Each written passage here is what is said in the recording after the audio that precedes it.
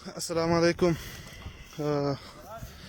ټولو پښتنو شینوارو اپیردو.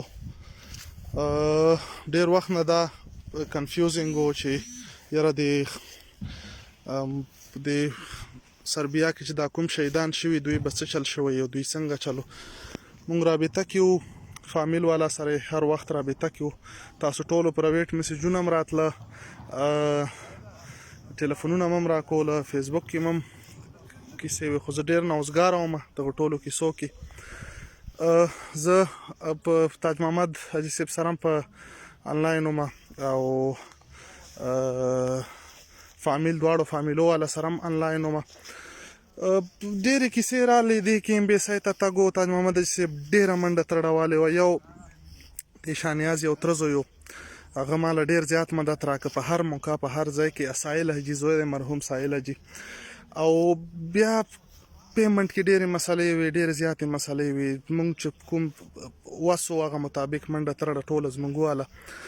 بیا هغې نه پس پیمنټ و، نن مړي اوچتېدو، الحمدلله مړي اوچت شو.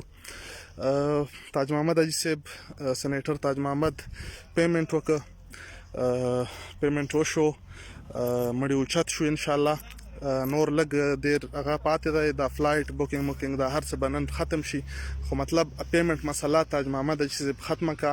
او دا نور خلک چې څومره تورزن خلک دي او په فیسبوک باندې تورې کا، دا نور خلک نوم یې نه اخیستل غواړم، دوی هیڅ هم نه دي کړي چې تاسو ووټ ورکړی، تاسو لګلی دی، دوی هیڅ هم نه دي کړي. او زما سره الفاظ نشته چې زه تاج محمد حاجي صاحب کوم الفاظو شکر ادا کړم چې کوم مرسته، کوم اکټ و ما سره، کوم میسجونه یې ماته کړه. او سپیشلی سایل مرحوم زوی اسد، هغه په دې فورن آفس کې ناست و، منډې ترړې ټلیفونونه.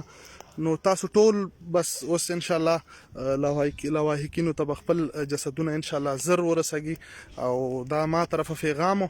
نو بس دا خبرې وې. او انشاءالله زه به خپل فیسبوک اکاونټ نه تصویرونه وروسته بیا شیر کړم چې کله نور حساب کتاب. دا ویډیو پیغام و. بس کیسه ټوله ختم شوه. پیمنټ تاج محمد حاجي صاحب وکړه او ډېره مننه د ټولو.